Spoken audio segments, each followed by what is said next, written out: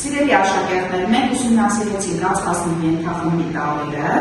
առանձնացրեցինք ածխածի տարրը, նրա կարևորությունը, կարևոր առանձնահատկությունները, հիմա ամփոփենք եւ ներկայացնենք ընդհանուր գիտելիքները ածխածնի ենթախմբի վերաբերյալ։ Ներկայացրեք տեսնեմ, ածխածինը պարբերական համակարգում ինչ դիրք է զբաղեցնում, որ երրորդ տարրն է եւ ինչպես է հանդես գալիս բնության մեջ։ Ասեք տեսնեմ, ածխածինը պարբերական համակարգում ով կասի դիրքը։ Սուսի ջան, ասի տեսնենք։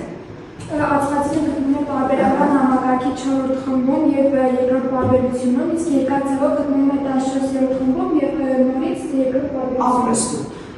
Ածխածինը պարբերական համակարգի որ երրորդ տարրն է համարվում։ Նավո ջան, ասի տեսնենք։ Այո, կարող ես օրինակ պատկերել նրա ուրվագիր ատոմի, ուրվագիր ածխածնի ատոմի։ Եթե 6-րդ տարրն է, ուրեմն կունենա միջուկի +6 լիցքը։ +6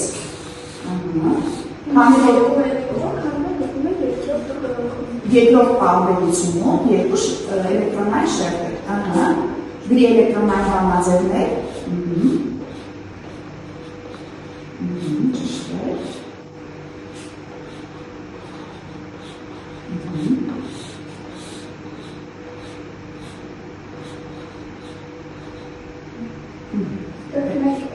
Ճիշտ է, առաջին մակարդակի էլեկտրոններն է, ճիշտ է, 2x2 և վերջինը 2, ճիշտ է։ Բացի ածխածնից պարբերական համակարգում այդ ենթախմբում գտնվում է ևս այդ տարրերը, որոնք են այդ տարրերը։ Ասի տեսնենք ով Ածխածնի ենթախմբի տարրերն են ածխածինը, սիրությունը, գեմանումը, անատի երկավարը, նաև կենսածին տարրեր համարվում ածխածինը։ Այո, շատ ճիշտ է, կենսածին տարր է համարվում։ Էկրանի վրա նայենք ու կարևորենք բնության մեջ նրա հանդես գալու երևույթները, ինչ ձևով է հանդես գալիս, ինչ կարևորություններով է աչքի ընկնում։ Առաջինը հիմա նշենք ածխածինը որպես կյանքի տարր, կենսածին տարր, ինչ ենք այդպես համարում։ Ասի տեսնենք Շուշան ջան։ Ածխածինը որպես կյանքի տարր, ածխածինը կյանքի հիմքն է, այն կարող է միանալ այլ տարրերի հետ, ստեղծելով անթիվ միացություններ, որոնք կառուցում են բոլոր կենդանիների օրգանիզմները։ Այո, ճիշտ է։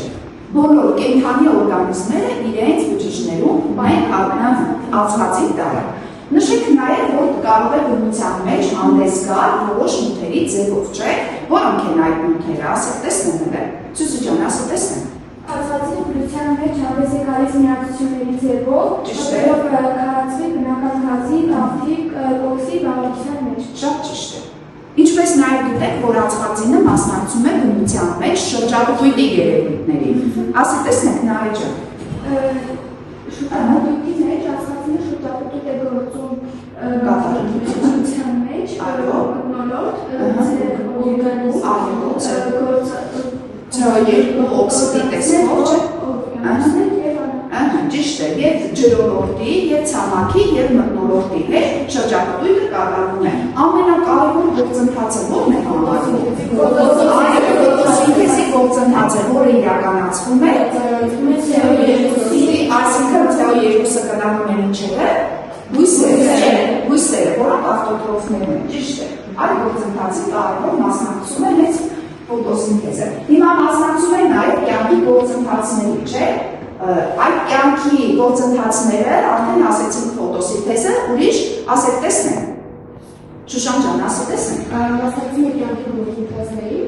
մասնակցային միացությունները ներգրաված են բոլոր կենսաբանական ռեակցիաներում, էներգիայի ստացումից մինչև բջիջների կառուցումը։ Այո, ճիշտ։ Նշենք արդեն քիմիական կազմը, որտեղ ներկայացված է ատոմների գնդաձողային մոդելները։ Հատկապես աչքի է ընկնում ատոմային որ դասավորությամբ։ Էլեն ջան, ասի տեսնենք։ Կարող է միանալ 4 այլ ատոմների հետ, կազմելով կայուն եւ բազմազան միացություններ։ Շատ ճիշտ է։ Ինչպես էստեղ է երևում, չէ՞, յուրահավանդակները ատոմի 4 միացությունների միանալով կայուն միացություն է, ու մենք պաստառի վրա տեսնում ենք հատկապես որ ածխածնի որ տարաձևությունը, այստեղ որ տարաձևությունն է պատկերված ու նրա յուրահացանցը։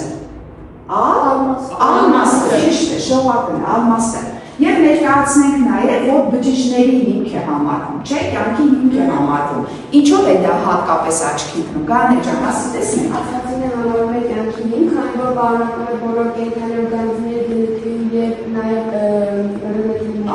Երբ այդպիսի կենդանի օրգանիզմ, որի բջիջ չպարունակի ածխածնի տանը։ Այո, ԴՆԹ եւ ՌՆԹ ինչ ապահովներ են։ Դեզօքսիրիբոնուկլինատի եւ ռիբոնուկլինատի։ Ճիշտ։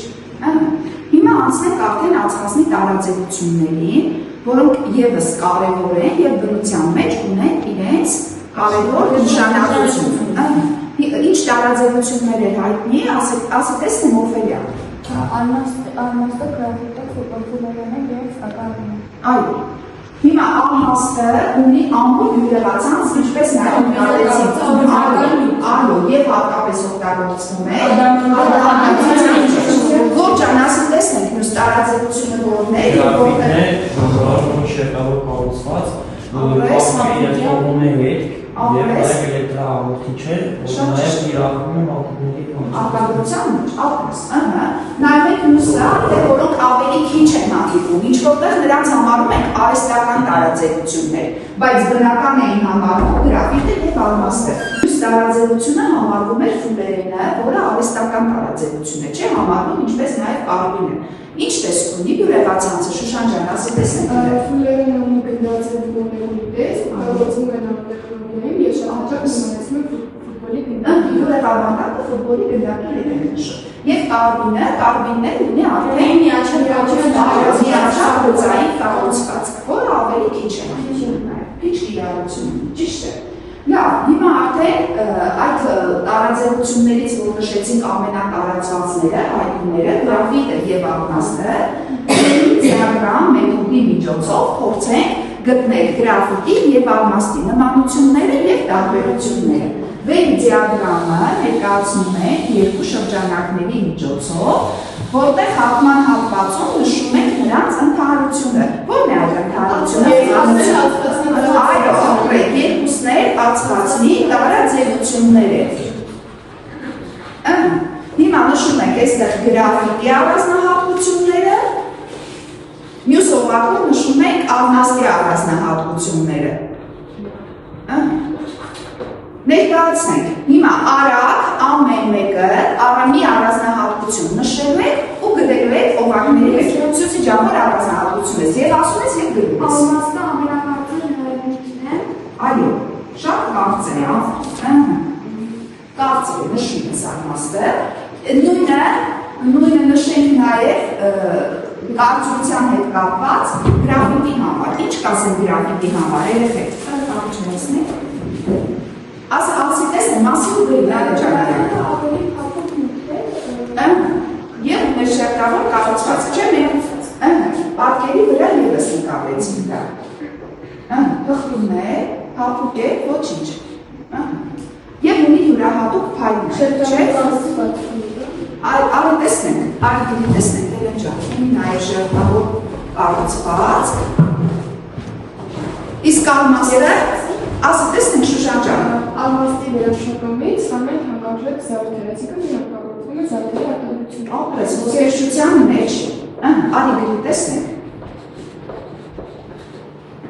Իսկ գրաֆիտը, ողջան, որտեղ է դիրակում, ասեց։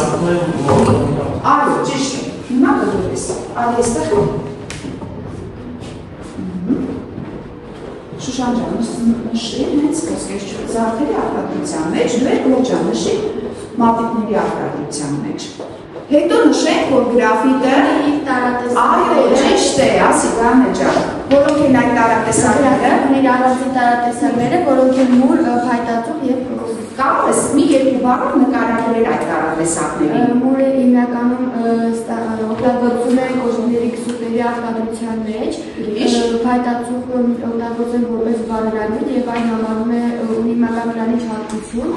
դրա համար օգտագործում են որպես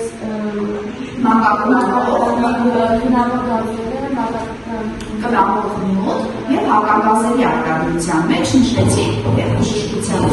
ճիշտ է։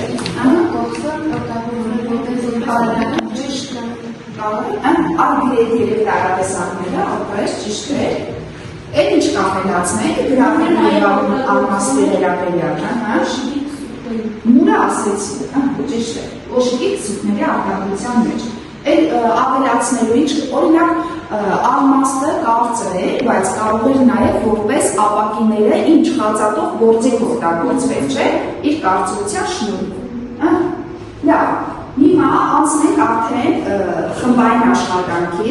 աշխատանքի միջոցով ներկայացնելու ենք ածխածնի քիմիական հատկությունները, որոնք աչքի են ընկնում եւ օքսիդիչ եւ վերականգնիչ հատկություններով։ Հիմա ածխածնի քիմիական հատկությունները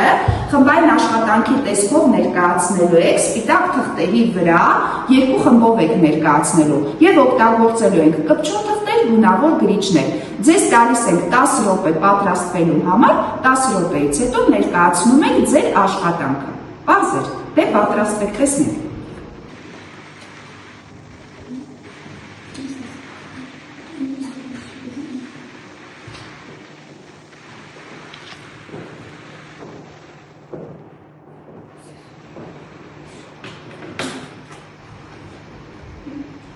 Ժամանակը լրացավ, սիրելի աշակերտներ, այժմ ներկայացնում եք ձեր աշխատանքը։ Այս շարքը ներկայացնելու է վերականգնիչ հատկությունները, մյուս շարքը ներկայացնելու է օքսիդիչ հատկությունները։ Շուշան ջան, արի ամրացու գրատախտակին ձեր աշխատանքը ու ներկայացրու տեսնենք, ինչ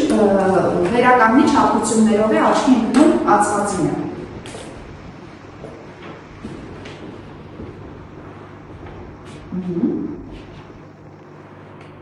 Վերականգնիչ հատկություններից է այն, որ փոխանցելով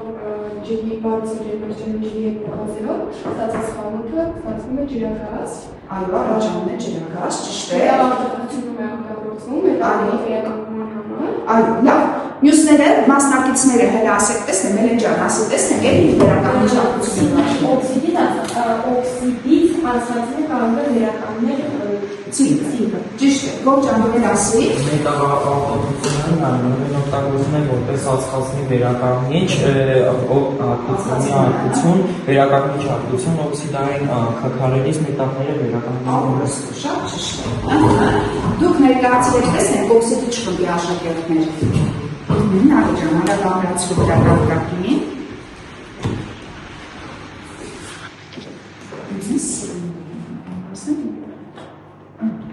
Տեսնենք օքսիդիչ խմբներ կարող են նշել, որ մետաղների հետ ածխածնին առաջացնում են կարբիդներ, սիլիցիումի հետ նույնպես կարբիդ, ածխածնի հետ էլ առաջացնում է մեթան։ Այո, ճիշտ է։ Ածխածնի ջրածնի հետ առաջացնում է մեթան։ Ներկայացրեք մյուս անդամները տեսնենք, աչքի ընկնող օքսիդիչ հատկությունները։ Օֆելիա ջան, ասի տեսնենք։ Ածխածնից ստանում ենք սիլիցիում եւ սիլիցիումից էլ առաջանում է սիլիցիումի կարբիդ։ Ածխածինը փոխանցելով սիլիցիումի հետ, այո, ճիշտ է, կարբիդներ առաջացնելը հենց օքսիդիչ հատկություններն են ցույց տալիս։ Կանե ջան, ներկայացրու։ ածխածինը միանում է ջրածին առաջացնելով մեթան։ Օրինակ կարող ես այդ ռեակցիան գրել։ Արգելի տեսնենք։ Եվ Սուզի ջան, դու ինչ կավելացնես, որ մետաղների փոխանցելով առաջացնում է կարբիդ, օրինակ արյունի կարբիդ, շատ ճիշտ է, արյունի կարբիդը նաև, ստացի մեթանը այդտեղ տեղավորի։ Մինչև գարնեն կգրի, սիրելի աշակերտներ, մենք ունենք նաև Quizzes ծրագրով կազմած խաղ, որը վերաբերվում է մեր այսօրվա թեմային, ինչը որ քննարկեցինք, այդ քննարկված թեմայից տարբեր հարցեր ենք ընտրել ու կազմել ենք խաղը, հիմա ձեզ ժամանակ ենք տրամադրելու, արագ դուք ինքներդ օգտվում եք ձեր հեռախոսներից, հավաքում եք նշված թվերը, Գանե ջան, նստիր, մուտք եք գործում հենց այդ խաղի ծրագիր եւ տեսնում եք ինչպես եք կարողանում պատասխանել հարցերին։ Մեկ էկրանի վրա կհետևեք ձեր կատարած աշխատանքին։